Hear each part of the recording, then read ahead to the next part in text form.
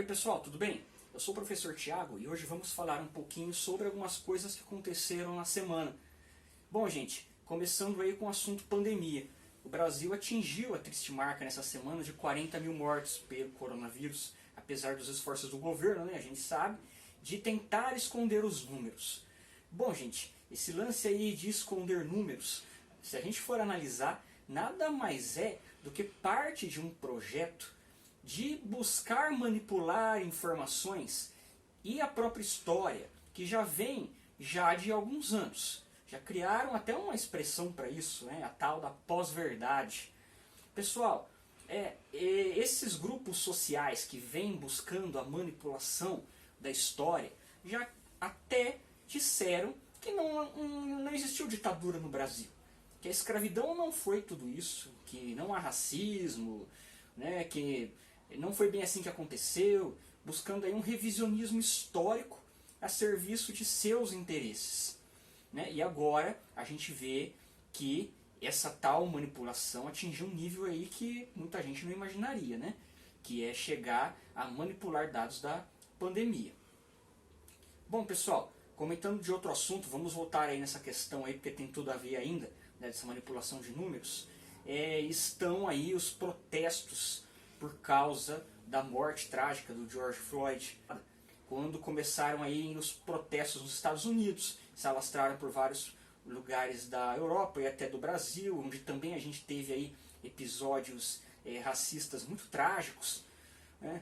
Essas manifestações nessa semana tiveram uma característica aí bastante interessante, que é contestar símbolos, estátuas, por exemplo, nomes de rua, relacionados a pessoas escravistas.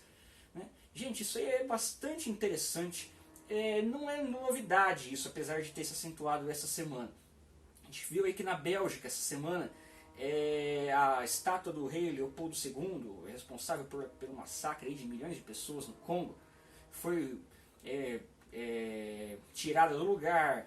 A gente viu aí que uma estátua de um escravista foi tirada também na Inglaterra.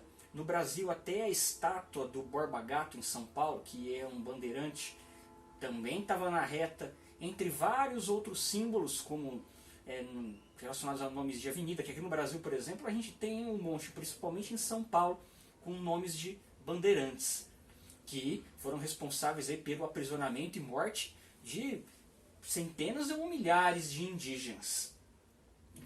Bom, gente, essa questão aí é muito importante, porque a história, ela é criada, muitas vezes, por certos grupos sociais para atender os seus interesses. A história de um país, por exemplo, quando ela é criada, se escolhem heróis, se escolhem símbolos que buscam enaltecer, dar valor àquilo que o pessoal das elites naquele momento julgam interessante. Né? Um grande exemplo disso, por exemplo, na Revolução Francesa. Quando os revolucionários tomaram o poder, desprezaram os símbolos da nobreza feudal e colocaram os símbolos burgueses no lugar. No caso aqui das Américas, a gente ainda tem muito desses símbolos relacionados ao escravismo, né, por aí, em praça pública, né, sendo aí então objeto de quase veneração, porque quando você coloca um símbolo desse em praça pública, você, na verdade, está buscando dar valor a ele.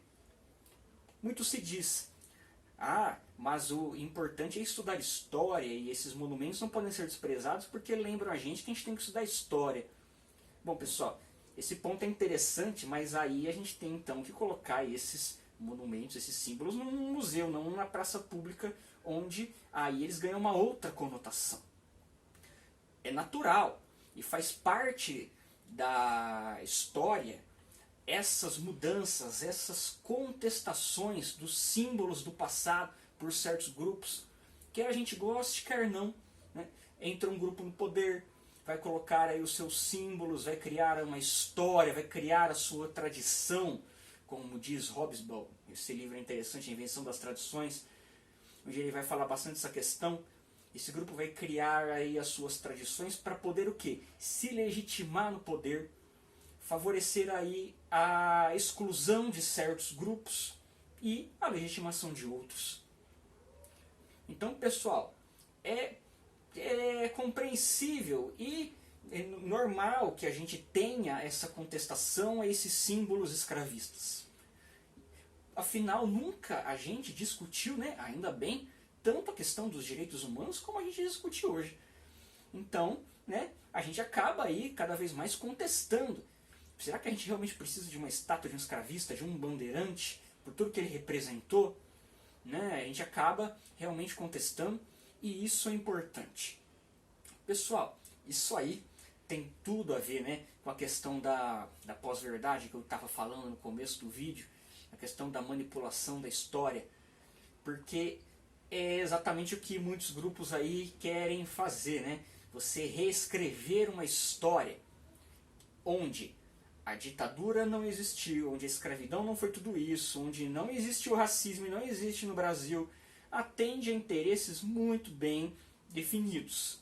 É importante que a gente tenha ciência disso, do que está por trás da defesa de uma ressignificação da história. Porque aí você acaba favorecendo com que certos grupos sejam enaltecidos em detrimento de outros. Você acaba justificando que grupos que já são apagados aí na história, como indígenas, negros e entre outros, continuem nessa situação. Né? Então é sempre importante a gente ficar atento, porque a história ela é muito objeto de disputa entre as relações de poder. Quando um grupo social vem e busca se apropriar dela, criando aí discursos específicos para poder, né, se valorizar e enaltecer e com isso diminuir outros grupos, a gente tem que ficar bastante de olho nisso. Beleza? Bom, pessoal, qualquer dúvida, pergunta, deixa aí seu comentário que a gente vai debatendo nos próximos vídeos. Beleza? Um abraço e até a próxima.